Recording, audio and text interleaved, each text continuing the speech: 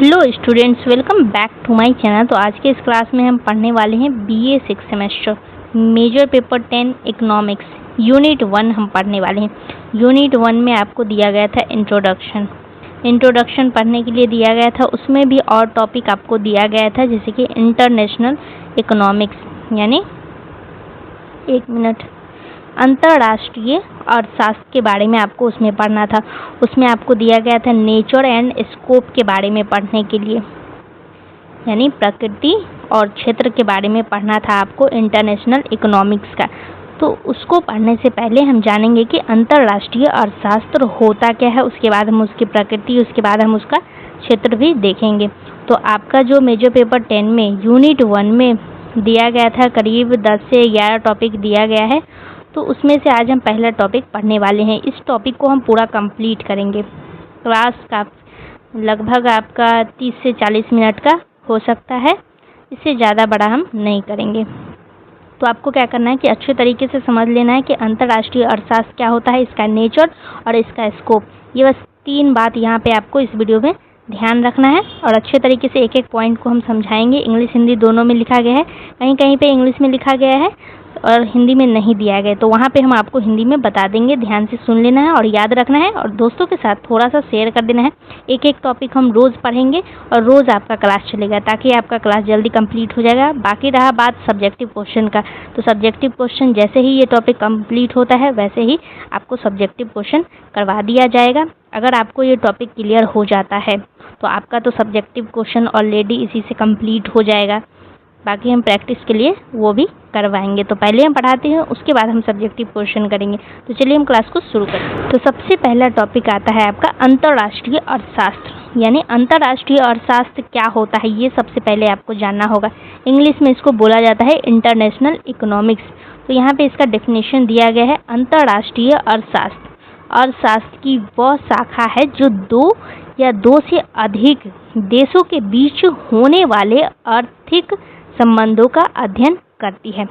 तो यहाँ पे जो दिया गया है अंतर्राष्ट्रीय अर्थशास्त्र, ये तो हम समझेंगे, पर उससे पहले आपको पता होना चाहिए कि अर्थशास्त्र होता क्या है। क्योंकि आप इकोनॉमिक्स पढ़ रहे हैं तो आपको पता होना चाहिए कि अर्थशास्त्र होता क्या है। तो हम आपको बताते हैं कि अर्थशास्त्र क्या हो। तो ध्यान से सुना है कि अर्थशास्त्र वह विषय है जिसमें हम पढ़ते हैं कि लोग, कंपनी और सरकार सीमित संसाधन का उपयोग करके वस्तु और सेवाओं का उत्पादन कैसे करती है, खरीद बिक्री कैसे करती है और उपयोग कैसे होता है इसका। आई होप आपको ये याद रहेगा। तो अच्छे तरीके से सुन लिए होंगे आप, तो आपको याद रखना है। तो अब हम आपको बताते हैं, लेकिन तो ये तो था अर्थशास्त्र का मतलब। लेकिन जब यह जो खरीद बिक्री है ये एक देश के अंदर होता है तो उसको हम क्या कहते हैं, तो उसे हम कहते हैं सामान्य अर्थशास्त्र, यानी डोमेस्टिक इकोनॉमिक्स बोलते हैं। डोमेस्टिक इकोनॉमिक्स, ठीक है। इकोनॉमिक्स का स्पेलिंग आपको पता ही होगा। तो डोमेस्टिक इकोनॉमिक्स तब बोलते हैं जब हम एक ही देश के अंदर क्या करते हैं, खरीदते हैं और बेचते हैं, ठीक है। लेकिन जब यही खरीद बिक्री 2 या 2 से अधिक देशों के बीच अगर होती है तो उसी को हम कहते हैं अंतर्राष्ट्रीय अर्थशास्त्र। यहाँ पे क्या हो रहा है कि दो देश या 2 से ज़्यादा देश के बीच क्या हो रहा है कि खरीद बिक्री हो रही है, तो उसको हम कहेंगे अंतर्राष्ट्रीय अर्थशास्त्र। तो यहीं पे ये बात लिखा गया था, आपको रीड कर लेना है इसको अच्छे तरीके से। तो अंतर्राष्ट्रीय अर्थशास्त्र अर्थशास्त्र की वह शाखा है जो 2 या 2 से अधिक देशों के बीच होने वाले आर्थिक लेन देन का अध्ययन करती है। उसी को हम क्या कहते हैं, अंतर्राष्ट्रीय अर्थशास्त्र, ठीक है। और यह देखता है कि देश आपस में क्या खरीद रही है, क्या बेच रही है और कहाँ निवेश कर रही है और पैसा का भुगतान कैसे कर रही है और विदेशी मुद्रा का उपयोग कैसे होता है। तो ये सब जो देखने का काम है वो है आपका अंतर्राष्ट्रीय अर्थशास्त्र का। फॉर एग्जाम्पल के लिए हम आपको समझाते हैं कि मान लीजिए कि 2 देश हैं। एक देश है आपका भारत, यानी इंडिया, ठीक है। यह है इंडिया और यहाँ पे है यूएसए, ठीक। तो ये इंडिया है और ये यूएसए।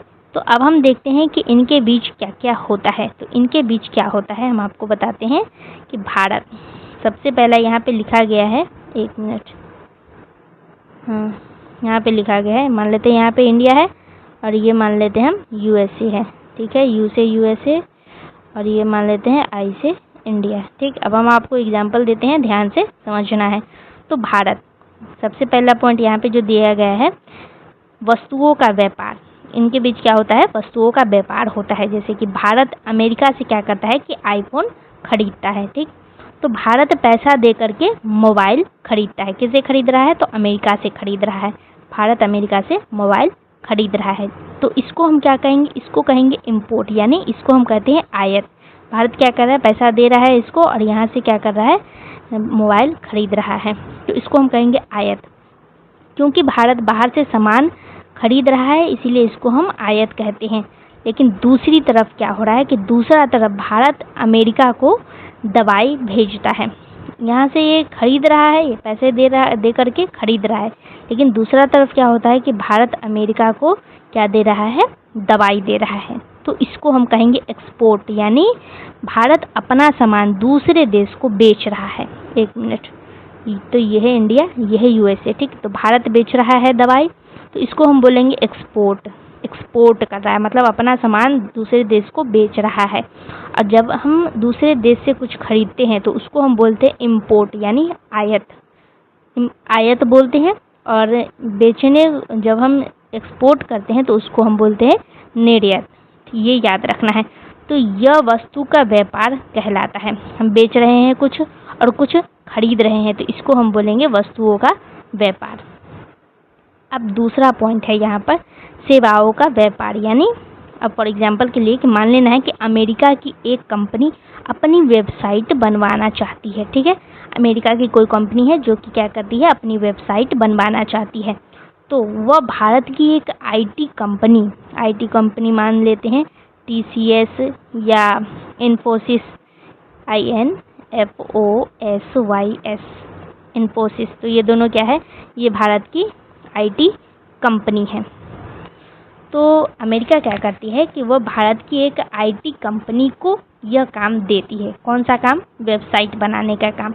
तो भारत की कंपनी वेबसाइट बनाती है और बदले में क्या करती है कि बदले में अमेरिका से पैसा भी लेती है। भारत अगर वेबसाइट बना करके देगा तो बदले में पैसा तो लेगा ही। ठीक है, तो बदले में पैसा लेती है। तो यहाँ कोई सामान नहीं भेजा गया, यहाँ पे क्या हुआ कि सर्विस दी गई, तो इसी को कहा जाता है सेवाओं का व्यापार। यहाँ पे सर्विस दिया गया, यहाँ पे सामान नहीं बेचा। यहाँ पे हम क्या कर रहे हैं कि अमेरिका को वेबसाइट बना करके दे रहे हैं। तो वेबसाइट बना करके दे रहे हैं तो उसके बदले में हम पैसा भी ले रहे हैं। तो पैसा ले रहे हैं, तो यहाँ पे क्या हुआ कि हम सर्विस दे रहे हैं अमेरिका को वेबसाइट बनाकर दे रहे हैं, मतलब हम क्या कर रहे हैं कि सर्विस दे रहे हैं। तो यहाँ पे सेवाओं का व्यापार हुआ, न कि वस्तु का। अब तीसरा पॉइंट है पूंजी का प्रवाह। तो फॉर एग्जांपल के लिए कि अब अमेरिका की एक कंपनी भारत में क्या करती है कि 500 करोड़ निवेश करके एक नई फैक्ट्री खोलती है। ठीक है, तो अमेरिका का पैसा भारत में आया। अमेरिका क्या किया कि 500 करोड़ अगर वो क्या करता है कि 500 करोड़ अगर निवेश करता है भारत में नया फैक्ट्री खोलने के लिए, तो अमेरिका का पैसा कहाँ आया, अमेरिका का पैसा आया इंडिया में।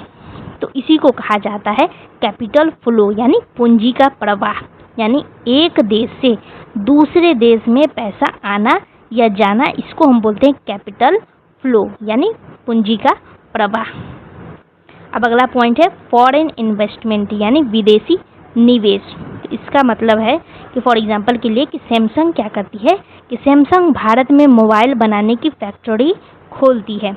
ठीक, या टेस्ला भारत में अपना प्लांट लगाती है। मान लेते हैं कि सैमसंग क्या करती है कि भारत में मोबाइल बनाने की फैक्ट्री खोलती है, या टेस्ला TESLA टेस्ला क्या करती है कि भारत में अपना प्लांट लगाती है। ठीक, तो यह विदेशी कंपनियां द्वारा भारत में किया गया निवेश है। ये जो विदेशी कंपनी है ये क्या करती है कि भारत में निवेश करती है। तो इसी को हम कहते हैं फॉरेन इन्वेस्टमेंट, यानी इसे विदेशी निवेश कहा जाता है। तो ये जो विदेशी कंपनी है टेस्ला या फिर सैमसंग, तो ये विदेशी कंपनियों द्वारा भारत में किया गया निवेश है। तो इसी निवेश को हम कहते हैं विदेशी निवेश यानी फॉरेन इन्वेस्टमेंट। आई होप आपको समझ में आ रहा होगा। अब अगला है विदेशी मुद्रा यानी फॉरेन एक्सचेंज। फॉरेन एक्सचेंज का मतलब क्या होता है कि मान लेते हैं कि भारत की मुद्रा क्या है, तो रुपया है, रुपया, ठीक है। सॉरी, एक मिनट। रुपया सिंबल कैसा होता है, तो सिंबल कुछ इस तरीके का होता है। तो भारत की मुद्रा क्या है, रुपया है। लेकिन अमेरिका की मुद्रा क्या है, तो अमेरिका की मुद्रा है डॉलर। कुछ इस तरीके का उसका सिंबल होता है ऐसे करके, तो ये है डॉलर। तो अमेरिका की मुद्रा डॉलर है। अगर भारत अमेरिका से मोबाइल खरीदेगा तो भुगतान डॉलर में करना होगा, क्योंकि अमेरिका की मुद्रा क्या है, डॉलर है, लेकिन भारत का मुद्रा रुपया है। तो अगर भारत क्या करेगा कि अमेरिका से खरीद रहा है, अगर भारत अमेरिका से खरीद रहा है, एक मिनट, अगर भारत अमेरिका से खरीद रहा है मोबाइल, तो इसको क्या करना पड़ेगा कि डॉलर में खरीदना पड़ेगा।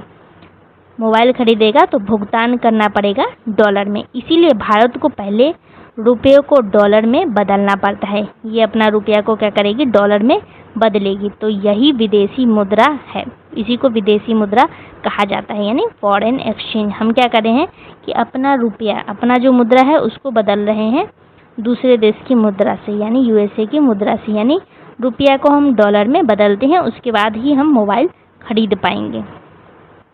अब अगला पॉइंट है भुगतान संतुलन यानी बैलेंस ऑफ पेमेंट। तो फॉर एग्जांपल के लिए कि मान लेना है कि भारत ने क्या किया कि भारत ने अमेरिका से 100 करोड़ का सामान खरीदा। कितने करोड़ का, तो 100 करोड़ का सामान खरीदता है, ठीक है। लेकिन भारत ने अमेरिका को 120 करोड़ का सामान बेच दिया। तो सरकार यह हिसाब रखती है कि कितना पैसा बाहर गया और कितना पैसा बाहर से अंदर आया।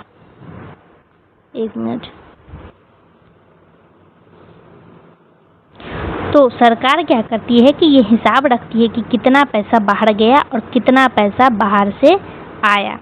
तो इसी पूरे हिसाब को हम क्या कहते हैं, बैलेंस ऑफ पेमेंट यानी BOP, शॉर्ट में कहा जाता है BOP। हिंदी में कहा जाता है भुगतान संतुलन, इसी को कहा जाता है भुगतान संतुलन। तो ये लास्ट वाला पॉइंट ये भी क्लियर हो गया। अब सरल भाषा में यहाँ लिखा गया है कि यदि भारत अमेरिका से मोबाइल खरीदता है और अमेरिका भारत से दवाई खरीदता है, तो इस पूरे आर्थिक लेन देन का अध्ययन इंटरनेशनल इकोनॉमिक्स करता है, यानी अंतर्राष्ट्रीय अर्थशास्त्र करता है। तो ये हो गया पूरा। आई होप आपको अच्छे तरीके से समझ में आ गया होगा, अच्छे तरीके से आपको याद रहेगा। चलिए अब हम आगे बढ़ते हैं। अब हम पढ़ेंगे मेन पॉइंट, यानी जो कि आपके सिलेबस में दिया गया। वो तो था आपको समझाने के लिए था कि अंतर्राष्ट्रीय अर्थशास्त्र होता क्या है। तो आपके सिलेबस में दिया गया है कि आपको इसका नेचर पढ़ना है, यानी इसकी प्रकृति और इसका क्षेत्र आपको पढ़ना है। तो दूसरा पॉइंट अब हम पढ़ेंगे, जिसमें सबसे पहला पॉइंट लिखा गया है इंटरनेशनल नेचर यानी अंतर्राष्ट्रीय प्रकृति। तो इसका मतलब क्या है, तो यह केवल एक देश तक सीमित नहीं होता है, बल्कि कई देश के बीच होने वाली आर्थिक गतिविधि का अध्ययन करता है। तो इसी को हम कहते हैं अंतर्राष्ट्रीय प्रकृति यानी इंटरनेशनल नेचर। इसका कहने का मतलब है कि इसमें क्या होता है कि इसमें कोई एक देश तक सीमित नहीं हो रहता है, बल्कि कई देश के बीच क्या होता है कि आर्थिक गतिविधि होती है, यानी लेन देन होता है। फॉर एग्जाम्पल के लिए यहाँ पे लिखा गया है कि ये भारत है। भारत क्या करता है कि जापान के बीच व्यापार करता है। भारत जापान के साथ व्यापार करता है, लेकिन ऐसा तो बिल्कुल नहीं है कि भारत सिर्फ जापान के साथ ही व्यापार कर सकता है। भारत कोई और देश के साथ भी व्यापार कर सकता है या कोई और देश के साथ खरीद बिक्री भी कर सकता है। तो भारत फिर क्या करता है कि चीन के बीच आयात या निर्यात करता है, खरीदता है या फिर बेचता है। तो भारत यहाँ पे क्या कर रहा है कि भारत ये क्या कर रहा है कि ये पहले क्या कर रहा है कि जापान के साथ व्यापार कर रहा है। उसके बाद ये क्या कर रहा है कि चाइना के साथ भी कर रहा है। लेकिन यहाँ पे क्या हो रहा है कि कोई एक देश तक सीमित नहीं है, बल्कि एक से अधिक देश के साथ हम क्या कर सकते हैं कि आर्थिक गतिविधि कर सकते हैं। तो जब इस चीज़ का अध्ययन होता है तो उसी को इंटरनेशनल नेचर कहा जाता है। अब दूसरा है एक्सचेंज बेस्ड, यानी हिंदी में कहा जाता है विनिमय पर आधारित, यानी इसमें वस्तुओं और सेवाओं का आदान प्रदान होता है। इसमें क्या हम करते हैं कि इसमें वस्तु का ही आदान प्रदान करते हैं, मतलब खरीदते हैं या फिर बेचते हैं। हम क्या करेंगे कि मान लेते हैं भारत क्या करता है कि चाय को बेचता है, या फिर भारत क्या करता है कि पेट्रोल को अपने देश में लाता है, यानी खरीदता है। तो यहाँ पे क्या हो रहा है कि हम कुछ बेच रहे हैं और कुछ खरीद रहे हैं। तो सामान बेच रहे हैं, सामान ही खरीद रहे हैं। अब अगला है फॉरेन करेंसी बेस्ड, यानी विदेशी मुद्रा पर आधारित, यानी अंतर्राष्ट्रीय व्यापार में अलग अलग देशों की अलग अलग मुद्राएं होती है। जैसे कि भारत का क्या है, रुपया है, अमेरिका का डॉलर है, जापान का येन है। ये आपको याद रखना है। इसीलिए विदेशी मुद्रा विनिमय महत्वपूर्ण होता है। तो फॉरेन एक्सचेंज ये महत्वपूर्ण हो जाता है, क्योंकि अगर आपको कोई और देश से कुछ खरीदना हो, अन्य देश से अगर कुछ खरीदना हो, तो आपको क्या करना पड़ेगा कि अपना करेंसी उनके साथ एक्सचेंज करना पड़ेगा। उसके बाद ही जाकर के आप क्या करेंगे कि कुछ खरीद पाएंगे। अब अगला है कॉम्परेटिव एडवांटेज। तो कॉम्परेटिव एडवांटेज का मतलब है कि तुलनात्मक लाभ पर आधारित। तो सबसे पहले आपको यहाँ पे समझना है कि एडवांटेज का क्या मतलब है। एडवांटेज, तो एडवांटेज का मतलब होता है बेनिफिट, यानी फ़ायदा। हिंदी में बोला जाता है फ़ायदा। तो कंपैरेटिव एडवांटेज का मतलब है तुलनात्मक लाभ। हिंदी में कहा जाता है तुलनात्मक लाभ, यानी दूसरे देशों की तुलना में किसी वस्तु या सेवाओं को कम लागत या अधिक कुशलता से बनाने की क्षमता। फॉर एग्जाम्पल के लिए आसान भाषा में बताएं तो दुनिया का हर देश हर चीज़ अच्छी तरह नहीं बना सकता है। तो हर देश के पास अलग अलग संसाधन होता है, जलवायु, तकनीक और कुशल लोग होते हैं।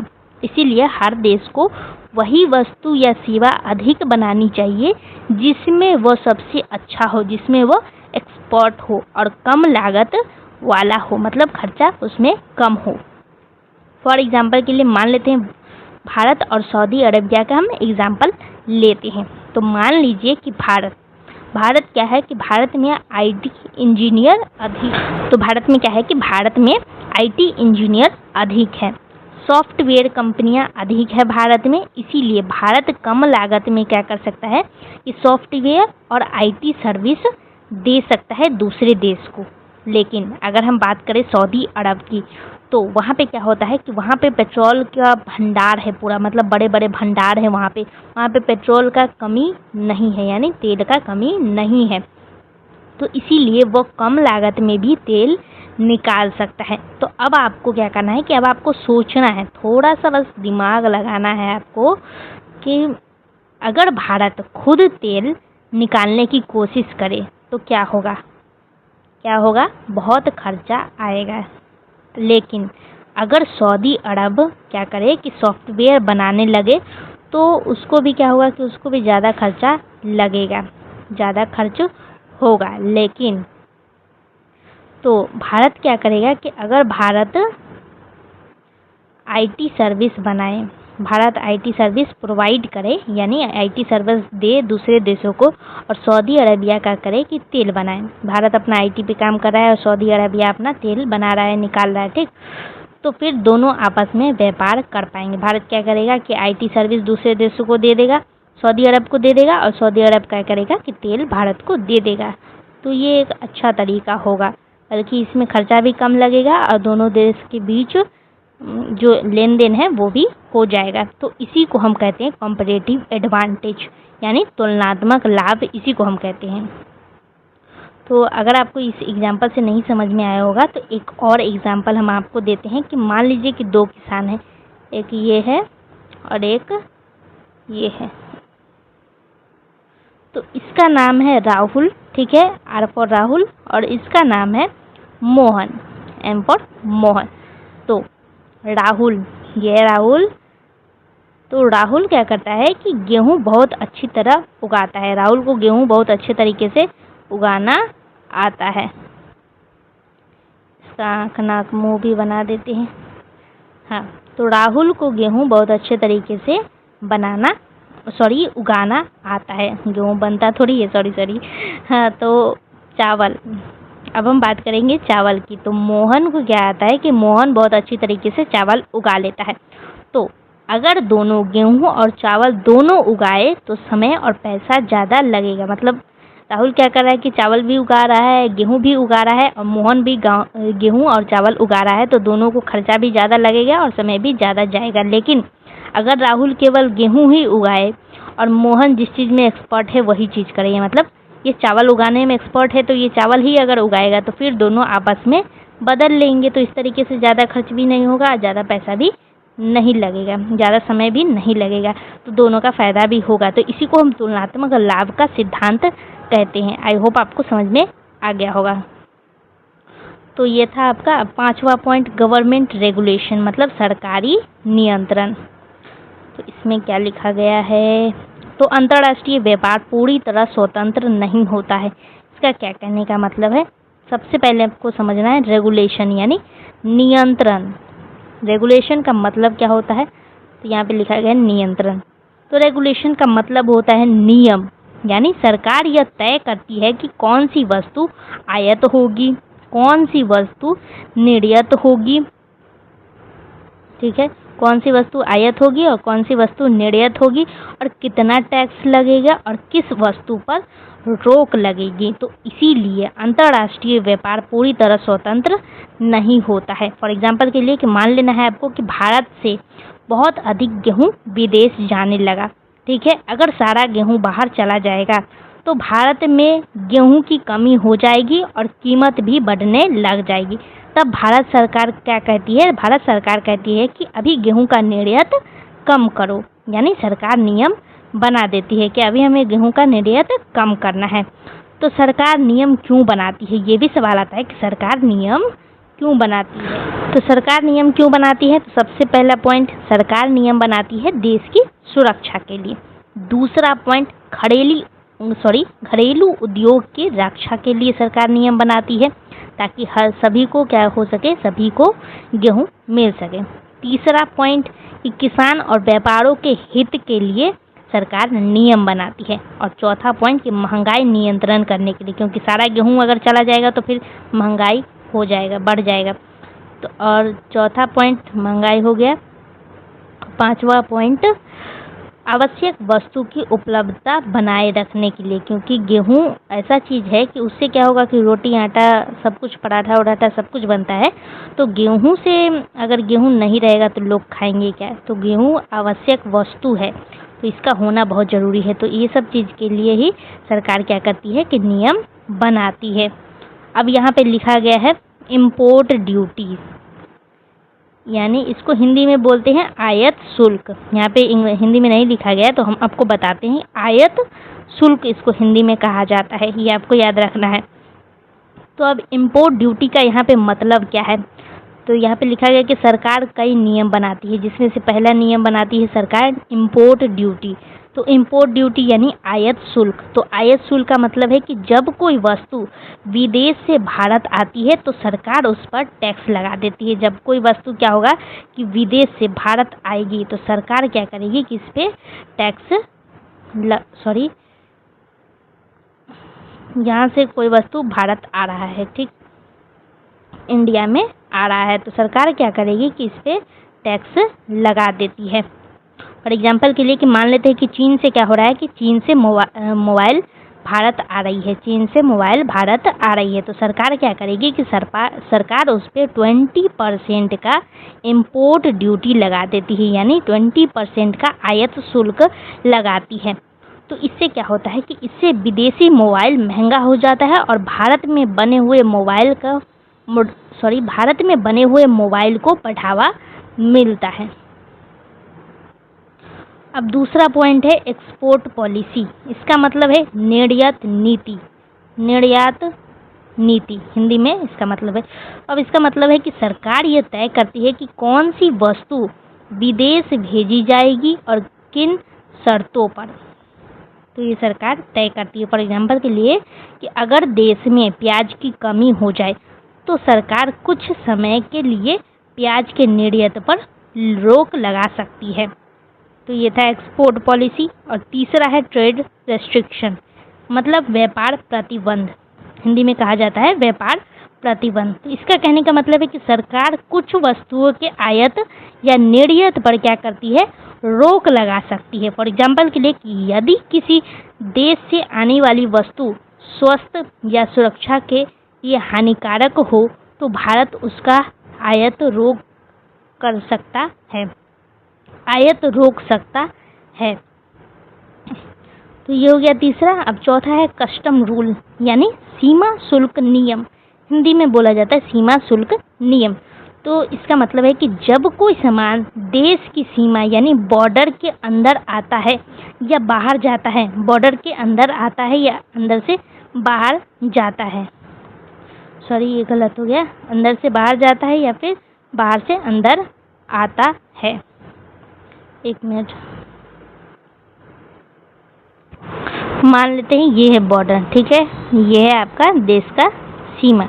तो देश की सीमा से जब कोई वस्तु क्या होती है कि अंदर आती है या फिर अंदर से बाहर जा रही है तो उसे कस्टम डिपार्टमेंट की जांच और नियमों का पालन करना पड़ता है। कोई वस्तु आ रहा है या फिर जा रहा है तो यहाँ पे जांच किया जाएगा, कस्टम डिपार्टमेंट में क्या होगा कि जांच होगा उसका, उसके बाद ही हम ले सकते हैं या भेज सकते हैं। फॉर एग्जांपल के लिए कि यदि कोई कंपनी अमेरिका से मशीन मंगाती है तो वह सीधे फैक्ट्री नहीं पहुंचती है। पहले क्या होता है कि कस्टम डिपार्टमेंट दस्तावेज जांचती है, यानी डॉक्यूमेंट्स को जांचती है और शुल्क वसूलता है और नियम पूरे होने पर ही सामान को छोड़ता है, यानी सामान को ले जाने देता है। अब अगला है डायनेमिक नेचर, यानी गतिशील प्रकृति, छठा पॉइंट है। तो एक एक पॉइंट आपको क्या करना है कि याद रखना है और लिखते चलना है, समझते चलना है एग्जाम्पल के साथ। तो डायनेमिक नेचर का मतलब क्या हो, डायनेमिक का सबसे पहले आपको मतलब समझना है। डायनेमिक का मतलब क्या होता है, इसको हिंदी में बोलते हैं गतिशील। तो डायनेमिक का मतलब होता है जो हमेशा बदलता रहे। तो फिर स्टैटिक का क्या मतलब होता है, स्टैटिक, ये स्टैटिक है लिखा हुआ है इंग्लिश में, तो इसका मतलब होता है कि जो न बदले, उसको हम बोलते हैं स्टैटिक। और डायनेमिक मतलब होता है कि जो हमेशा बदलता रहे। हिंदी में तो गतिशील लिखा हुआ है लेकिन इसका मतलब होता है जो हमेशा बदलता रहे। तो इसीलिए डायनेमिक का अर्थ है कि अंतर्राष्ट्रीय अर्थव्यवस्था हमेशा एक जैसी नहीं रहती है, बल्कि समय और परिस्थिति और घटना के अनुसार हमेशा अंतर्राष्ट्रीय अर्थव्यवस्था क्या करती है कि बदलती रहती है। इसीलिए यहाँ पे इसको डायनेमिक बोला गया है। तो इस पर प्रभाव डालते हैं, किस पर प्रभाव डालते हैं, तो युद्ध पे। फॉर एग्जाम्पल के लिए हम आपको एक आसान भाषा में एग्जाम्पल देते हैं। तो दुनिया में हर दिन कुछ न कुछ नया होता रहता है। फॉर एग्जाम्पल के लिए कि कहीं युद्ध हो जाता है, कहीं महामारी फैल जाती है, तो कहीं क्या होता है कि तकनीक आ जाती है, तो नए व्यापार समझौते हो जाते हैं कहीं पे, तो ये सब समझौता भी होता है। तो इन सब का असर देश के व्यापार, आयात निर्यात पे और अर्थव्यवस्था पे पड़ता है। इसीलिए अंतर्राष्ट्रीय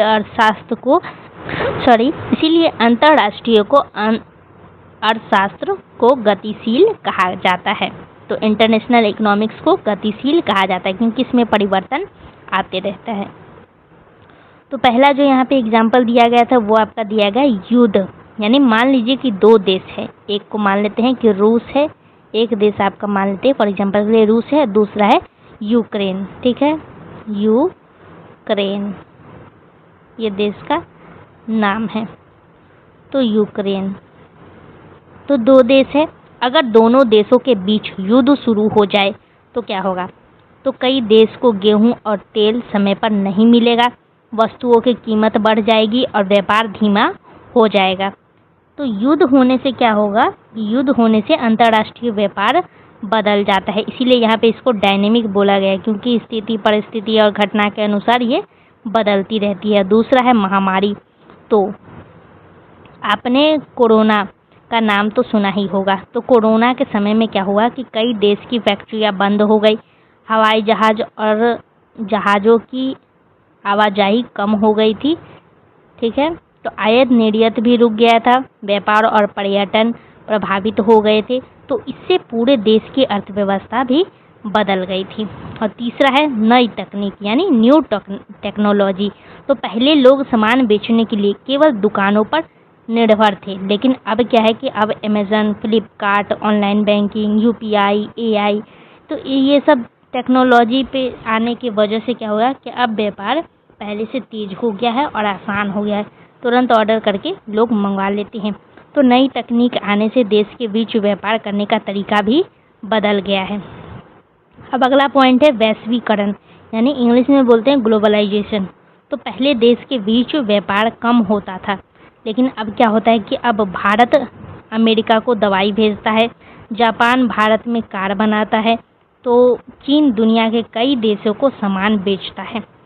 तो यानी दुनिया के देश पहले से अधिक जुड़े हुए हैं। पहले लोग नहीं जुड़े हुए थे, लेकिन अब लोग क्या है कि आपस में जुड़ गए हैं, व्यापार कर रहे हैं। इससे अंतर्राष्ट्रीय व्यापार लगातार बदल रहा है। अब लास्ट पॉइंट है अंतर्राष्ट्रीय समझौता, यानी कई बार क्या होता है कि कई बार दो या अधिक देश मिलकर के व्यापार बढ़ाने के लिए समझौता भी करते हैं। फॉर एग्जाम्पल के लिए कि भारत और किसी दूसरे देश के बीच ऐसा समझौता हो जाए कि कुछ वस्तुओं पर टैक्स कम लगे, तब क्या होगा कि तब व्यापार बढ़ेगा और आयात निर्यात भी आसान हो जाएगा, दोनों देशों को लाभ भी मिलेगा। यानी समझौता होने से भी अंतर्राष्ट्रीय अर्थव्यवस्था बदल जाती है। तो आई होप आपको अच्छे तरीके से समझ में आया होगा कि युद्ध, महामारी, नई तकनीक से और वैश्वीकरण से और अंतर्राष्ट्रीय समझौता से किस तरीके की बदलाव आती है।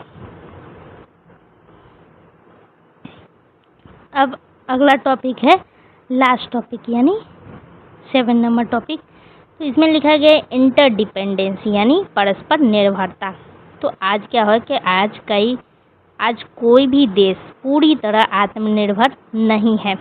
हर देश किसी न किसी वस्तु के लिए दूसरे देश पे निर्भर रहता है। जैसे कि फॉर एग्जांपल के लिए कि भारत कच्चा तेल बाहर से खरीदता है, लेकिन अगर भारत कच्चा तेल अपने ही देश में उत्पादन करने लगे, अपने ही देश में निकालने लगे, तो भारत आत्मनिर्भर हो जाएगा। लेकिन ऐसा नहीं होता है, क्योंकि कच्चा तेल निकालना भारत में पॉसिबल उतना नहीं है। इसीलिए भारत क्या करता है कि दूसरे देश से लेता है। अगर कच्चा तेल भारत खुद निकालने लगे तो क्या होगा कि खर्चा ज़्यादा होगा और समय भी ज़्यादा लगेगा। इसलिए भारत क्या करता है कि दूसरे देश से खरीद लेता है, तेल मंगवा लेता है दूसरे देश से। तो इसी को बोलते हैं हम इंटरडिपेंडेंसी, यानी हम दूसरे देश पर निर्भर होते हैं कोई ना कोई वस्तु के लिए। तो ये था आपका नेचर, जिसमें आप 7 पॉइंट पूरा पढ़ चुके हैं। तो ये 7 पॉइंट आपको कॉपी में क्या करना है कि एक एक पॉइंट ऐसे ऐसे करके हेडिंग लिखना है। और आपको हम समझा रहे थे तो आपको याद होगा, तो आपको याद करने का हम आपको ट्रिक बताते हैं कि क्या ट्रिक है कि जिसके मदद से आप याद रखेंगे इसको। तो सबसे पहले आप क्या करेंगे कि सबसे पहले यहाँ पर नेचर ऐसे करके टॉपिक डालेंगे। सबसे पहले तो आप लिखेंगे अपने कॉपी में इंटरनेशनल इकोनॉमिक्स, यानी अंतर्राष्ट्रीय अर्थशास्त्र क्या होता है ये लिखेंगे, उसको डिफाइन करेंगे। उसके बाद आप लिखेंगे नेचर का हेडिंग डालेंगे। उसके बाद नेचर में 7 जो पॉइंट अभी हम आपको पढ़ाएं वो एक एक पॉइंट करके लिखेंगे। सबका नाम यहाँ से देख करके लिख लेना है, लेकिन एक्सप्लेन आपको अपने भाषा में करना है एग्जाम्पल के साथ, जैसे अभी हम आपको समझा रहे थे, ताकि आपको याद रहेगा। तो ये आपका होमवर्क है, आपको इसी तरीके से रिवीजन करना है। अब अगला पॉइंट है स्कोप ऑफ इंटरनेशनल इकोनॉमिक्स, यानी अंतर्राष्ट्रीय अर्थशास्त्र का क्षेत्र। तो स्कोप का मतलब क्या होता है? स्कोप का मतलब होता है कि इस विषय में किन किन बातों का अध्ययन किया जाता है। जैसे कि पहला है इंटरनेशनल ट्रेड, यानी अंतर्राष्ट्रीय व्यापार। तो दो देशों के बीच वस्तुओं एवं सेवाओं के आयात निर्यात का अध्ययन क्या कहलाता है? अंतर्राष्ट्रीय व्यापार। तो इसमें हम क्या पढ़ते हैं? इसमें हम पढ़ते हैं एक्सपोर्ट, इंपोर्ट और ट्रेड पॉलिसी। तो सबसे पहले आपको यहाँ पे समझना है ट्रेड। यहाँ पे लिखा गया ट्रेड यानी व्यापार, हिंदी में बोला जाता है व्यापार। तो व्यापार का मतलब क्या होता है कि जब एक ही देश के लोग आपस में खरीद बिक्री करते हैं तो उसे हम घरेलू व्यापार कहते हैं, यानी इंग्लिश में बोले तो डोमेस्टिक ट्रेड। डोमेस्टिक ट्रेड करते हैं। व्यापार का मतलब होता है खरीदना या फिर बेचना, लेकिन डोमेस्टिक ट्रेड का ये डेफिनेशन था, आपको याद रखना है। लेकिन जब 2 या 2 से अधिक देशों के बीच वस्तु और सेवाओं की खरीद बिक्री होती है तो उसको हम कहते हैं इंटरनेशनल ट्रेड, यानी अंतर्राष्ट्रीय व्यापार उसको हम कहते हैं। दो या दो अधिक देशों के बीच होती है तब हम उसको कहेंगे इंटरनेशनल ट्रेड। ये आपको याद रखना है। फॉर एग्जांपल के लिए कि हम आपको एग्जांपल देते हैं कि भारत अमेरिका से क्या करता है कि लैपटॉप खरीदता है, तो यह क्या हुआ कि यह आयात कहलाता है, क्योंकि भारत सामान क्या कर रहा है कि बाहर से खरीद रहा है। तो अब मान लेते हैं कि अब भारत क्या कर रहा है कि अमेरिका को दवाई बेच रहा है, तो ये क्या हुआ, ये हुआ निर्यात। इसको हम निर्यात कहेंगे। बेच रहा है यानी निर्यात कर रहा है। भारत अपना सामान कहाँ बेच रहा है, दूसरे देश को बेच रहा है। यानी अमेरिका क्या कर रहा है कि अमेरिका भारत को लैपटॉप भेजता है। अमेरिका भारत को लैपटॉप भेजता है तो भारत क्या कर रहा है कि अमेरिका को मेडिसिन भेज रहा है, तो इसको हम आयात निर्यात बोलते हैं। तो ये जो पूरा लेन देन होता है इसी को हम कहते हैं इंटरनेशनल ट्रेड। यानी क्या हो रहा है कि हम दूसरे देशों के साथ कर रहे हैं तो इसी को हम बोलेंगे इंटरनेशनल ट्रेड, यानी अंतर्राष्ट्रीय व्यापार। तो इसमें हम क्या पढ़ते हैं, एक्सपोर्ट। एक्सपोर्ट को हिंदी में क्या बोलते हैं, निर्यात। निर्यात का मतलब तो आपको समझ में आ गया होगा। और दूसरा है इम्पोर्ट यानी आयात। और तीसरा है ट्रेड पॉलिसी यानी व्यापार नीति।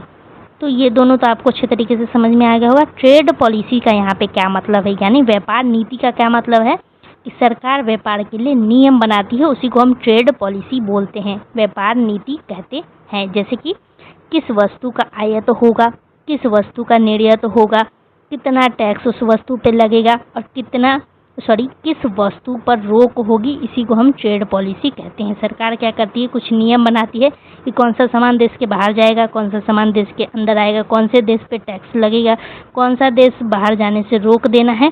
तो ये सब जब सरकार करती है तो उसी को हम बोलते हैं ट्रेड पॉलिसी। अब हम आगे बढ़ते हैं। अब अगला पॉइंट है थ्योरी ऑफ इंटरनेशनल ट्रेड यानी अंतर्राष्ट्रीय व्यापार के सिद्धांत। तो ये क्या करते हैं कि ये हमें बताता है कि देश आपस में व्यापार क्यों करती है। तो ये तो आपको समझ में आ गया कि दो देश या दो से अधिक देश आपस में क्या करती है कि ट्रेड करती है, व्यापार करती है।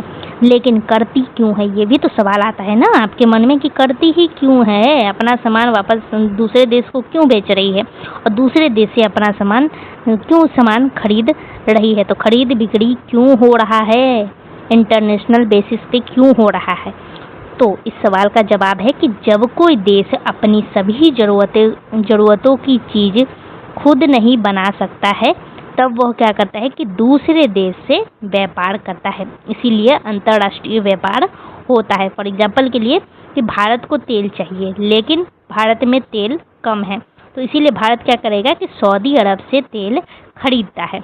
तो दूसरी ओर सऊदी अरब को अच्छी आईटी सेवा चाहिए होता है, सऊदी अरब को सेवा चाहिए होता है, तो वो भारत से क्या करेगा कि आईटी सर्विस खरीदता है, वेबसाइट बनवाता है या जो भी हो वो करवाता है। ठीक है, तो दोनों देशों को क्या होता है कि यहाँ पे फ़ायदा भी हो जाता है और दोनों देश को अपनी अपनी ज़रूरत भी पूरा हो जाती है। तो इसी कारण की वजह से देश आपस में व्यापार करते हैं। तो इनमें कुछ सिद्धांत भी है जिसके बारे में आपको पढ़ना है।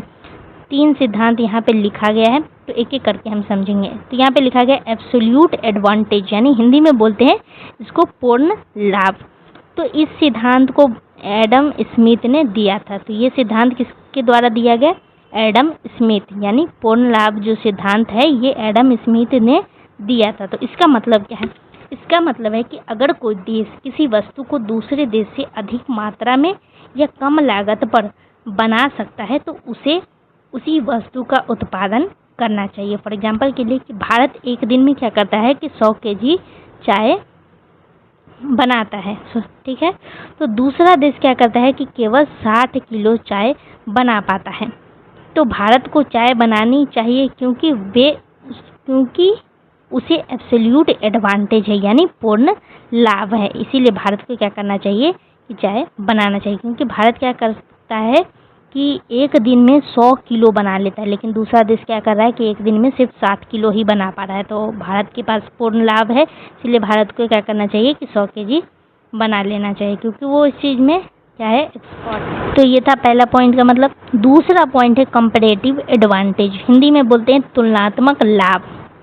तो ये सिद्धांत किनके द्वारा दिया गया था, तो तुलनात्मक सिद्धांत ये जो दिया गया है ये दिया गया डेविड रिकार्डो, स्पेलिंग है DAVID, रिकार्डो, RICARDO, रिकार्डो।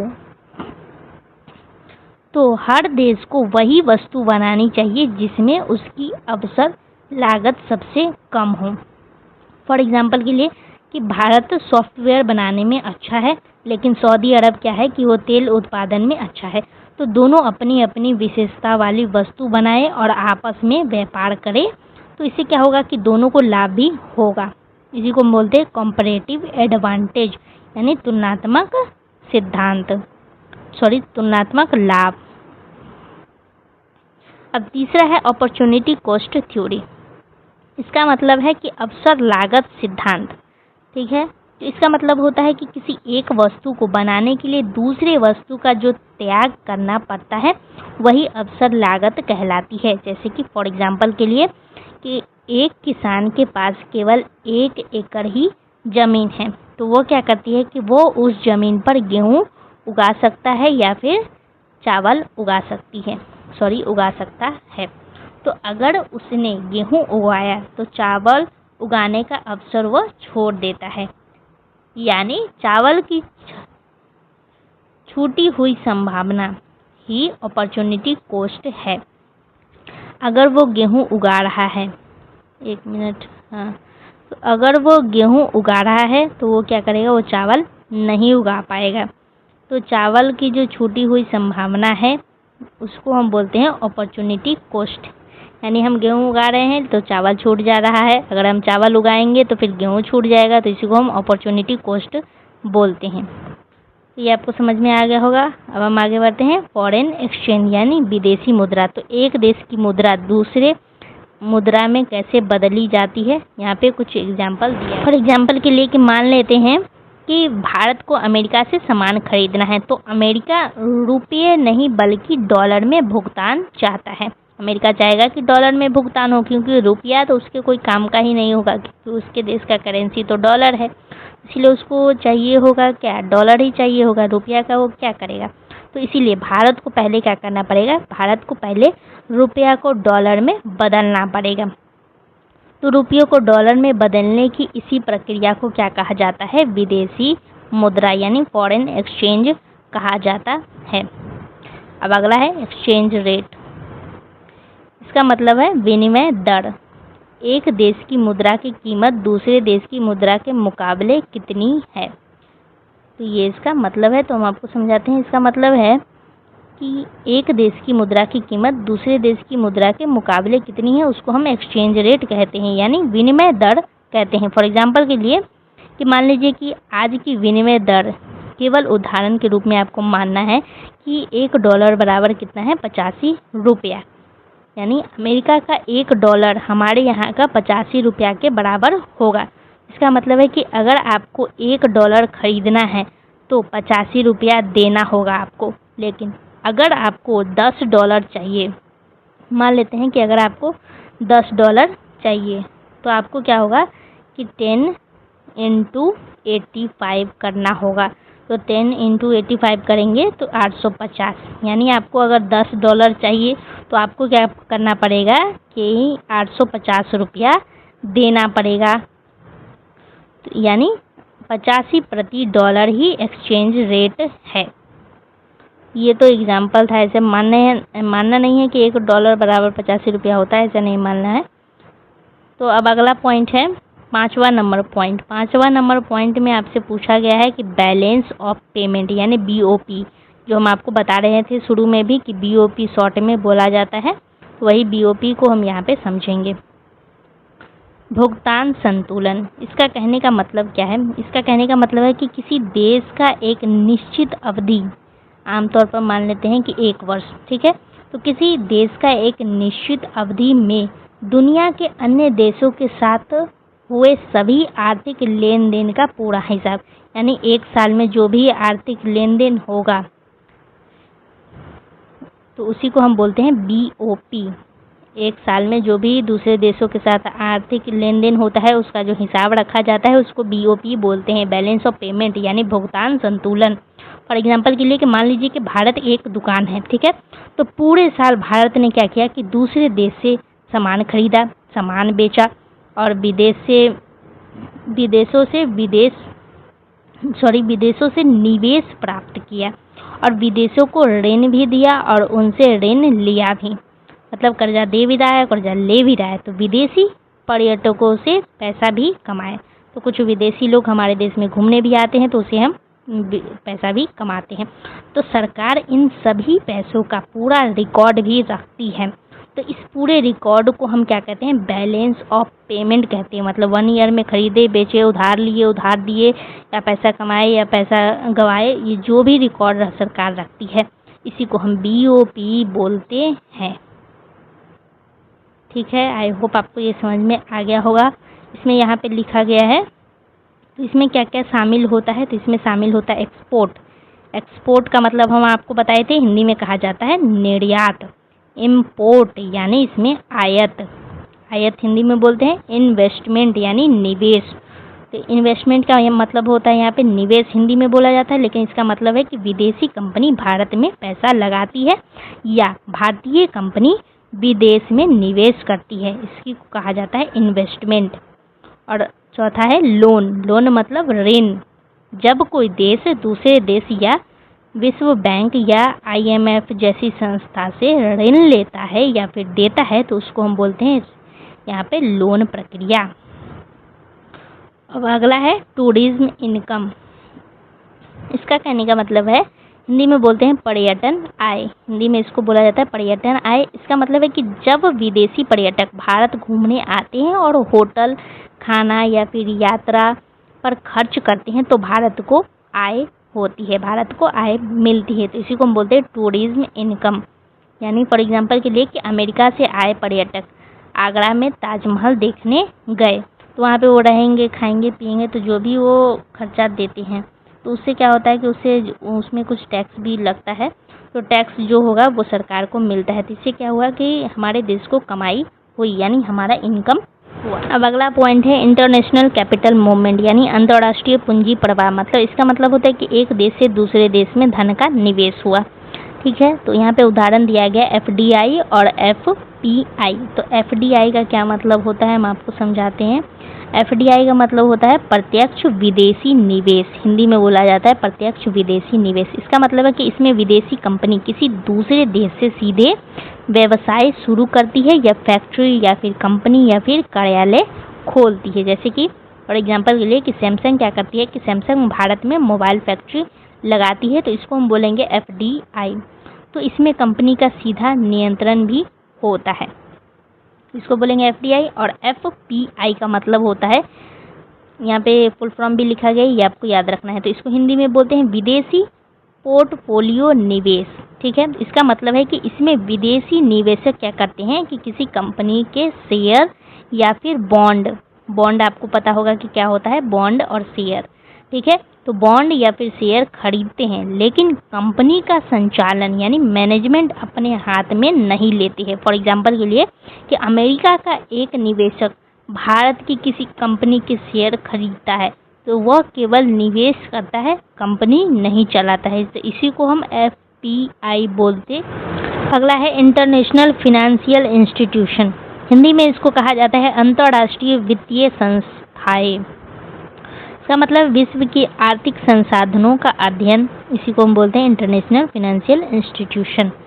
तो ऐसी संस्था जो दुनिया के देशों की आर्थिक और वित्तीय समस्याओं को हल करने, विकास करने और व्यापार को बढ़ावा देने का काम करती है, उन्हें हम अंतर्राष्ट्रीय वित्तीय संस्था कहते हैं। इंग्लिश में बोले तो इंटरनेशनल फिनेंशियल इंस्टीट्यूशन बोलते हैं। फॉर एग्जाम्पल के लिए यहाँ पे कुछ दिया गया है, जैसे कि पहला है आपका कुछ संस्थाओं का नाम दिया गया है। तो प्रमुख संस्था है कुछ IMF, इसका फुल फॉर्म होता है इंटरनेशनल मॉनेटरी फंड, हिंदी में बोला जाता है अंतर्राष्ट्रीय मुद्रा कोष। तो ये क्या करती है, IMF क्या करती है, तो जिन देशों को पैसा की कमी होती है उनको ये क्या करता है, लोन देती है और देश की मुद्रा यानी करेंसी को स्थिर रखने में भी मदद करती है। कौन करता है, IMF करता है, और आर्थिक संकट से बाहर निकलने में सहायता करती है। तो ये क्या करती है, ये लोन देने का काम करती है।